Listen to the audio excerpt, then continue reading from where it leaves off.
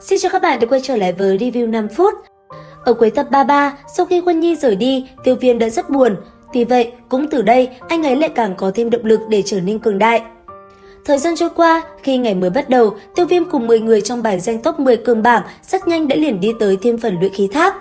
Sau đó, rất nhanh, mọi người đã liền tụ tập lại, tranh thủ lúc chưa đi vào thiên phần luyện khí tháp, mọi người cùng nhau trò chuyện khá vui vẻ. Tuy vậy, cũng trong lúc mọi người đang nói chuyện, cánh cửa màu đỏ cam kia rốt cuộc cũng được mở ra. Sau đó, Tô Thiên Đại trưởng lão cũng liền xuất hiện. Nhìn những nhân vật ưu tú trước mắt, ông mỉm cười, sau đó liền phất tay ra hiệu cho 11 người đứng đầu cường bảng theo ông đi vào bên trong.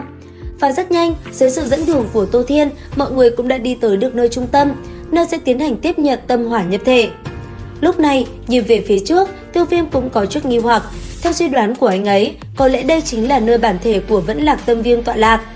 Tuy vậy, cũng trong lúc Tiêu Viêm còn đang suy nghĩ, thì ở bên cạnh, Tô Thiên Đại trưởng lão đã ngay lập tức yêu cầu mọi người tiến về phía trước, sau đó ngồi xuống xung quanh cây cột chứa đầy năng lượng nóng cháy ở giữa trung tâm kia. Cuối cùng, khi mọi người ổn định lại vị trí của mình, Tô Thiên trưởng lão cũng liền tiến lên phía trước, sau đó hai tay ông cũng liền kết ấn. Nhưng sau đó, một luồng năng lượng mang theo khả năng phòng ngự kinh người cũng hiện ra, sau đó nó cũng dần xuất hiện những vết rách. Lúc này, từ trong vết rách kia, 11 luồng sáng cũng liền xuất hiện. Theo như lời Tô Thiên trưởng lão, đây chính là căn nguyên tâm viêm. Nếu như may mắn, sau khi hấp thu nó, người sử dụng cũng có thể tấn cấp đấu vương cường giả. Bởi vậy, ở phía dưới, nghe thấy thế, mọi người cũng rất hưng phấn. Và cuối cùng, sau một hồi giảng giải, Tô Thiên trưởng lão liền phất tay. Ngay lập tức, 11 luồng ánh sáng cũng liền đi tới và dung nhập vào 11 người đang ngồi ở phía dưới. Nhưng theo đoàn ánh sáng kia tiến vào, thân thể 11 người cũng liền run lên, hiển nhiên là bên trong cơ thể họ đang có những biến hóa rất lớn. Ở bên ngoài, chứng kiến đám tiểu tử đang ngồi hấp thu kia, ba vị trưởng lão cũng rất chăm chú quan sát, nhất là với Tiêu Viêm, dường như họ rất hy vọng vào anh ấy. Tuy nhiên, cũng trong lúc mọi người đang tập trung, ở phía dưới, con hỏa mãng đỏ rực rực như đang có những động tĩnh. Còn Tiêu Viêm trải qua một hồi tâm hỏa tiến nhập thân thể, anh ấy cũng có chút khó chịu, bởi vì giờ đây, bên trong nội thể, ngọn lửa nóng cháy kia đang không ngừng thiêu đốt anh ấy. Ở bên cạnh, trong lúc Tiêu Viêm đang hứng chịu tâm hỏa thì rất nhanh đã có vài người thất bại và bị thương không hề nhẹ. Thời gian trôi qua, khi mọi người sắp hoàn thành thì đột nhiên ở phía dưới, con hỏa mãng kia lại đột ngột thức tỉnh. Sau đó, nó liền phóng người đâm thẳng vào phong ấn bảo vệ nơi này, khiến nơi đây rung lên liên hồi.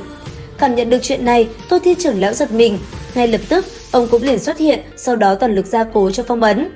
Thế nhưng, con hỏa mãng kia lại liên tiếp công kích vào chỗ phong ấn dung yếu, điều này cũng làm ông có chút lo sợ. Bởi vậy, ngay lập tức, ông liền ra lệnh triệu tập toàn bộ trưởng lão, sau đó yêu cầu toàn bộ đệ tử liền rời khỏi tháp cách ra ngoài 100 mét. Và ngay khi lời nói của ông chấm dứt, nơi đây cũng đã trở nên rung lắc dữ dội. Nhưng theo đó, khắp nơi trong tháp lúc này đã dâng lên một luồng năng lượng phóng cháy.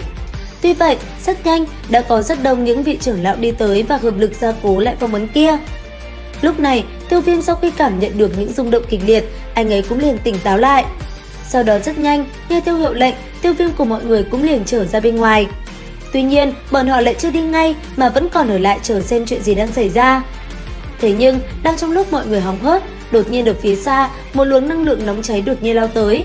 Bởi vậy, ngay lập tức, tất cả đã phải quắp giò bỏ chạy về phía trước.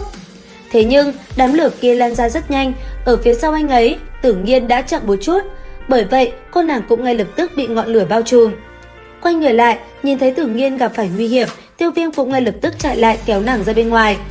Tuy nhiên, sau khi kéo Tử Nghiên ra, Tiêu Viêm cũng vẫn chưa rời đi khỏi nơi này, bởi vì theo như lời Dược lão, dường như ở đây sắp sửa có một cuộc chiến lớn.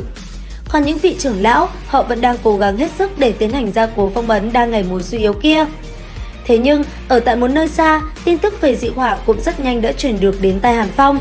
Bởi vậy, ngay lập tức, Hàn Linh gửi thư cho Viêm Tông, Bát Phiến Môn và Huyết Tông kêu gọi đám người kia tụ hợp cùng nhau tấn công vào Già Nam học viện để đoạt lấy dị hỏa. Đến đây thì hết tập 34 đấu phá thương khung. Xin chào và hẹn gặp lại các bạn ở những video tiếp theo.